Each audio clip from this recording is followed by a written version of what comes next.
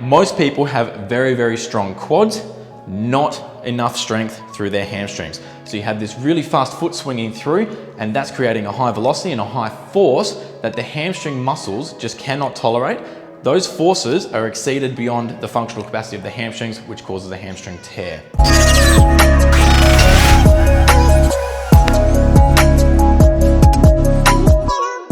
Hey guys, it's Alex here from HEXA Health Hub, and today we're talking about muscle strains, specifically strains of our hamstrings. Now, all muscle strains occur when the load put on that muscle exceeds its functional capacity. And in particular with the hamstrings, most of the time that this occurs in kicking sports or in activities with high velocity, so sprinting and running at high intensities. Why does this occur? Well, when we are running or doing kicking sports, there's a lot of velocity and speed of the foot following through and knee extension. Knee extension happens from the quads.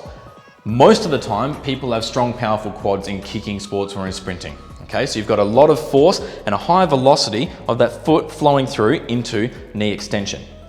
To stop the foot from following all the way through and causing a hyperextension movement at the knee, whereby the knee is extending past its neutral point and bending the wrong way, that's where the hamstring muscle group comes into play. So the hamstrings, which flex the foot up or flex the knee, they work in an eccentric or a lengthening fashion to stop your foot from following all the way through into hyperextension. So when we're sprinting or we're doing kicking sports and you're powering that knee and that leg through, your hamstrings work right at that end range of knee extension to stop your knee from snapping out right at the end.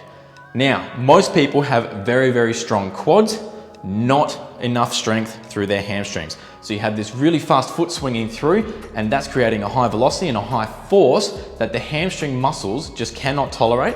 Those forces are exceeded beyond the functional capacity of the hamstrings, which causes a hamstring tear or a hamstring strain. Now, how do we fix this? The obvious answer is strengthening. So we do want to do global strengthening of the hamstrings. However, because hamstrings are highly used in an eccentric fashion, meaning they are lengthening out at the same time that they're being used to decelerate forces through the knee and through the foot, you should want to try and strength train in a heavy eccentric fashion when you are strengthening your hamstrings. That way you're strengthening up in the way that you're actually going to be using them when you're doing your activities. So the next part, we're going to go over into the middle of the gym and show you some exercises that are going to help you strengthen up your hamstrings.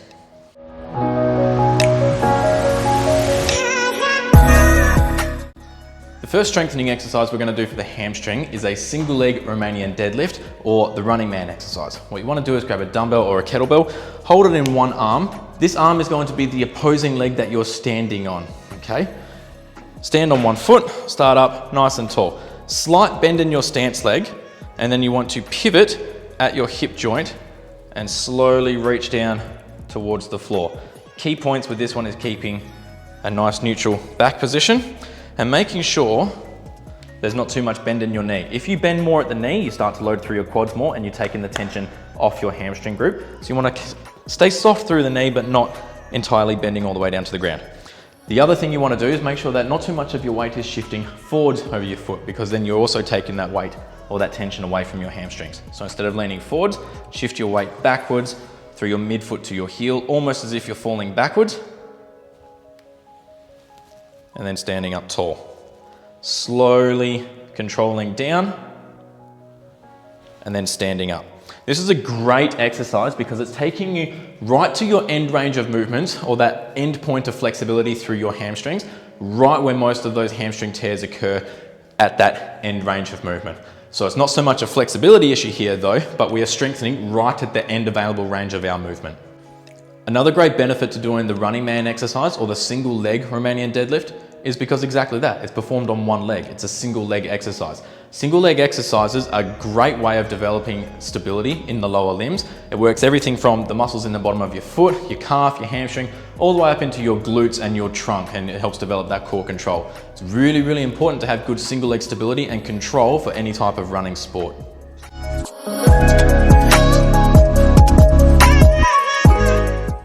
While there are many benefits to doing the running man exercise, there are also some downfalls. A downfall being, because it's such an exercise focused on stability and being on a single leg, it makes it very difficult to start to really load up your hamstring muscle bellies and put a lot of load and weight through there.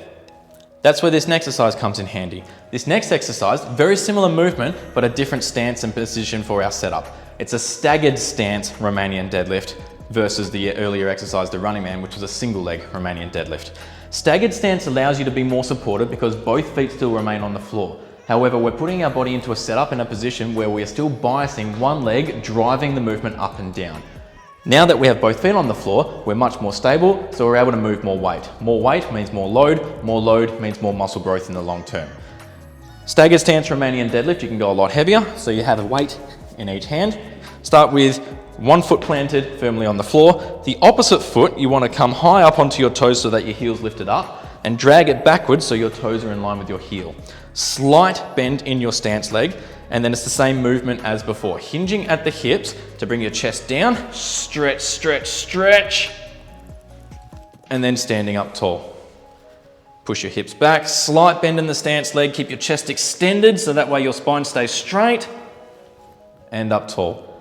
Soft through the knee, stretch, stretch, stretch, back stays straight, hinge at the hips, hamstring tension, and up. That's the staggered stance Romanian deadlift.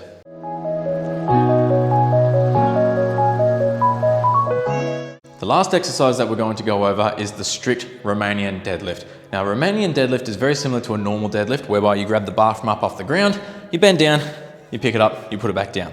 It's exactly the same as that, except the position that you put your hips and your knee into when you go down into the movement is a little bit different. For a Romanian deadlift, you want to try and keep your hips higher, meaning that your knee stays a little bit straighter.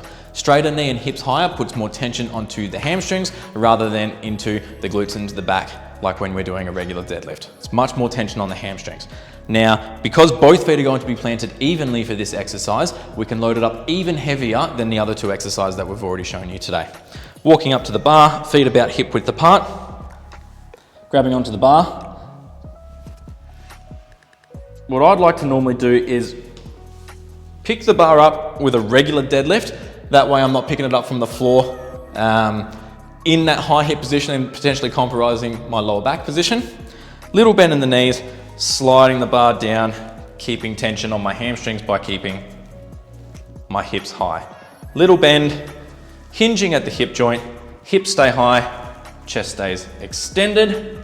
Extended chest again, makes sure that my back stays in a neutral and straight position, and that tension stays on my hamstrings. When you're putting that back down, you're allowed to bend your knees, helps keep your back in that nice straight position and doesn't put too much tension on your hamstrings when you're bringing it all the way down to the ground. So there you have it, guys, 3 different exercises all focused on hamstring development and hamstring strengthening to try and decrease those hamstring injury rates in the future. Recapping, the first one was the single leg Romanian deadlift or the running man exercise, focusing on single leg stability. The second exercise, you can go a little bit heavier, but it's still biasing one hamstring compared to the other side because we are in that staggered stance for the staggered stance Romanian deadlift. And then the third and final exercise, you can go a lot heavier because your feet are evenly planted and your weight's distributed evenly on 2 legs on the floor, the Romanian deadlift using the barbell. Give them a go, let me know how you go.